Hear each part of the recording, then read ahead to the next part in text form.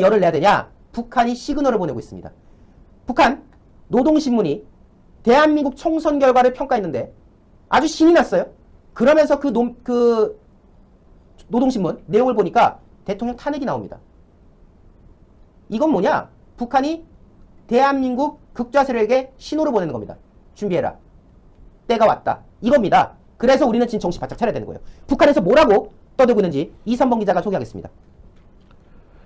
네, 북한이 40총선이 일주일 가까이 지나서야 처음으로 총선 결과에 입을 열었습니다. 네. 북한 노동당 기관지 노동신문은 16일 남측 촛불 집회를 다룬 6면 기사에서 괴뢰, 남한이죠. 국회의원 선거에서 국민의힘 대참패를 남긴 기세로 각계층 군중이 윤석열 탄핵을 위한 대중적인 투쟁에 떨쳐나섰다고 보도했습니다. 신문은 집회 참석자의 발언을 인용하는 형식으로 윤석열 패당에 대한 민심의 엄정한 판결이라는 식의 비판을 쏟아부었습니다.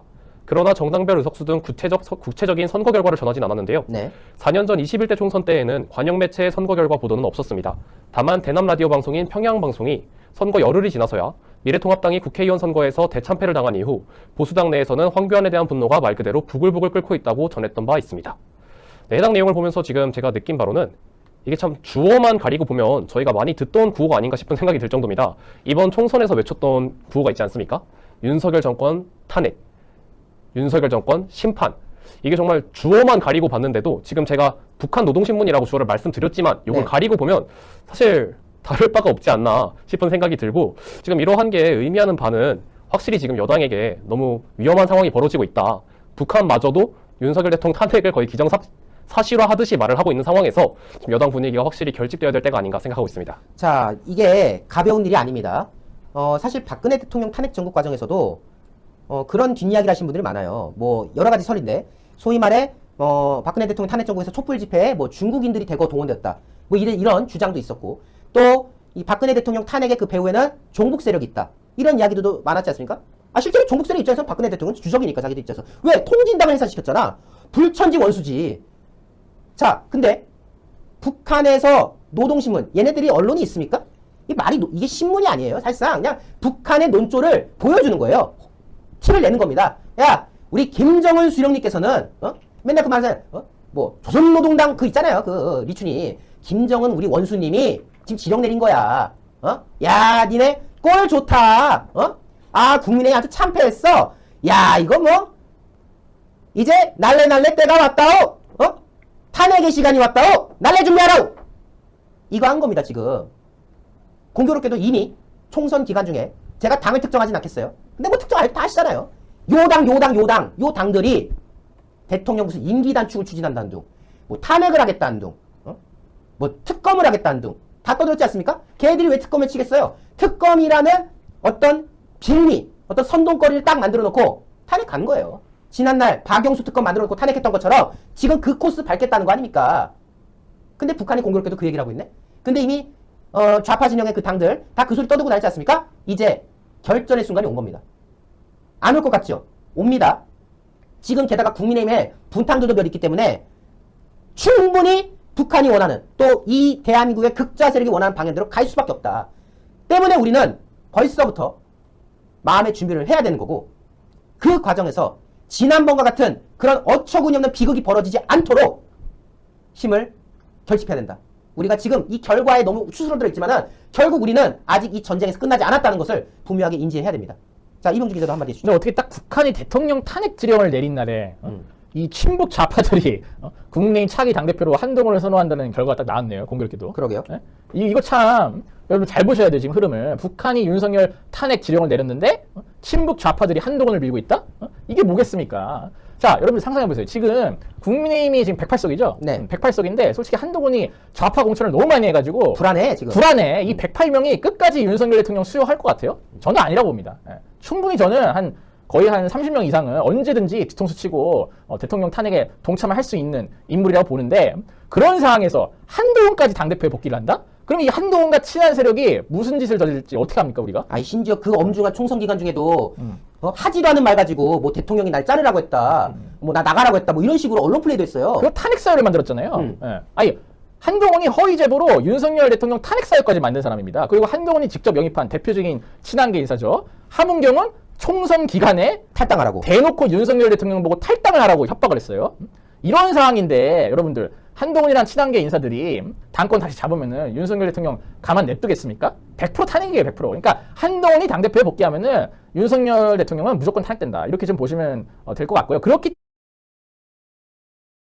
때문에 이번 전당대회가 중요한 거예요. 이번에 어떻게든 우리가 윤석열 정권을 지키기 위해서라도 한동훈은 막아야 된다. 저는 그렇게 말씀드리고 싶습니다. 지난 그 박근혜 대통령 탄핵 정부의 경우는 초장에 이 좌파들이 완전 그 광화문을 점령해서 촛불 꼴값을 걸면서 결과적으로 그 헌법재판소에서 그 위헌 판결, 그러니까 탄핵 판결 냈잖아요. 여러분 그게 헌법적 가치에 따른 판결 생각하십니까? 아니에요. 원인 재판한 거예요. 쉽게 말해서 야 이거 우리가 탄핵 안 했다고 우리가 쳐맞아 죽겠는데? 소위 말해 쫀 거야 좌파 세력의 그 결집에. 근데 우리가 한 발 늦었던 거지. 사실 우리도 나중에 태극기가 결집했지만은 우리가 그 탄핵 정국 초창기에 광화문을 내준 게 너무 큰 거야. 그래가지고 그게 진짜 여론의 모든 것인 것처럼 또 이제 그런 분위기가 만들어지면 당연히 여론조사에서 우파들이 빠지지 않습니까? 그러니까 뭐 박근혜 지지율이 뭐 4% 나왔다 뭐 했다 언론 플레이 해가지고 막 분위기를 다 안 내보내면 정상이 비정상인 것처럼 막 유도해가지고 결국 그 탄핵 그 헌법재판소가 거의 뭐 굴복하듯이 탄핵 판결을 냈단 말이에요. 근데 이제 우리가 그건 안 돼요. 우리가 마음의 준비는 이미 해야 되는 거고 그 과정에서 당당하게 맞서야 됩니다. 뭔가 조직이 보인다. 그러면 우린 뭐 해야 되냐? 어차피 저 국민의힘에 저 안에 분탕도 있어. 우리가 저 사람들한테 지금 의존할 수가 없어요. 그러니까 우리는 그런 초장의 기미 보이면은 광화문 가야 됩니다. 지난번처럼 허망하게 촛불을 내줄 수가 없어요. 이제는 태극기로 그 태극기의 바람으로 촛불을 꺼야 됩니다. 그래야지 분명한 국민들의 시그널을 보여줄 수가 있는 거고 지난번처럼 헌법재판소가 오판을 해가지고 좌파 진영이 모든 걸 대변하는 것이냐 거기에 가스라이팅 당해서 탄핵 판결을 내리는 그런 어처구니 없는 일이 벌어지지 않도록 우리가 어느 때보다 결집을 해야 된다. 톡 까놓고 말하면요. 노무현 대통령도 그 탄핵을 당했었잖아요. 근데 노무현은 왜 살았냐? 그 탄핵 판결 탄핵 그 국회 통과되고 나서 좌파들이 촛불 들고 나왔어요. 노무현 지키자고. 그렇죠. 그게 영향 준 거예요. 그러니까 결국 탄핵 심판은요 민심으로 가는 겁니다. 근데 그 민심 싸움에서 밀리면은 지는 거예요.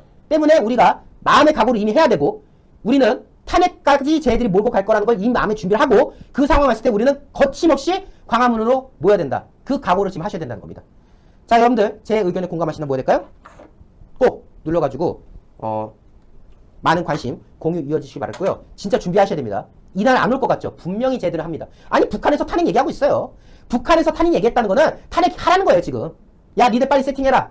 응? 날래 하라오 지금 이거 하고 있다니까요 지금. 그러니까 우리가 반드시 이 국면을 막아내야 됩니다. 이거는 우리가 할 수 있는 겁니다. 우리 국민들이 해야 되는 일이다 라고 말씀드리도록 하겠습니다. 국민의힘 너무 믿지 마시고요. 자 뽀미맘님 슈퍼챗 성원 보내주셨어요. 너무나도 감사드리고요.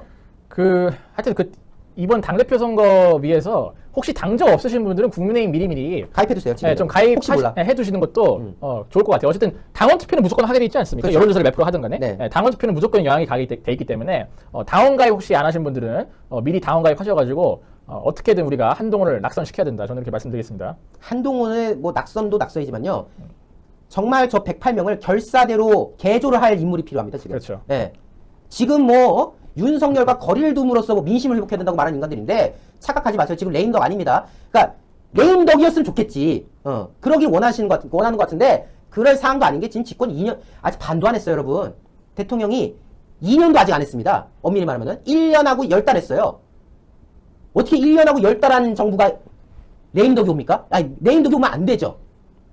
지금 뭐 집권 4년 차라서 당장 내년에 대선이다. 그러면 대통령 힘이 빠져요. 근데 3년도 더 남은 지금 대통령을 거리를 두고 쫓아내겠다? 이거는요. 완벽한 오판이고 그런 짓을 할 경우에는 그나마 남아있는 우파를 더 떨어뜨리는 최악의 수가 될 겁니다. 때문에 남은 윤석열의 3년 비록 여소야대지만은 그 남은 구성원들 그리고 또 이제 내년에 재보궐 열리면요 또 받아옵니다. 받아올 때 많아요. 민주당이 지금 날아갈 사람들 한둘 아닙니다. 우리가 또 그 과정에서 회복을 하는 과정에서 충분히 또 기회를 마련할 수가 있다. 그 힘을 우리는 쌓아 나갈 수 있도록 정말 이 어려운 기간 동안 108 결사대를 꾸릴 수 있는 그런 지도부를 만들어야 된다는 점 다시금 강조해 보도록 하겠습니다. 탈당